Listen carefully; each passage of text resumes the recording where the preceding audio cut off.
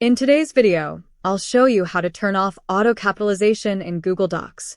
If you've ever noticed Google Docs automatically capitalizing your words, you're not alone. While this feature can be helpful, sometimes it's better to have full control. Let me walk you through the simple steps to disable it. Step 1. Head over to Google Docs in your browser. Step 2. Open the document where you want to make this change. If you don't have one ready, you can create a new blank document to test the adjustment. Step 3. Type a few sample words to check if auto capitalization is currently active. This way, you'll clearly see the difference once we make the change. Step 4. Go to the menu bar at the top of your screen and click on Tools.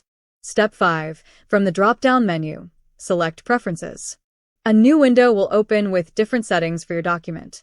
Step 6. In the Preferences window, under the General tab, you'll see an option that says Automatically Capitalize Words. Step 7. Simply uncheck this box.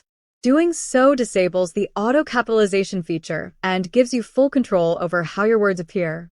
Step 8. Don't forget to click OK to save your changes. This ensures your new setting is applied right away.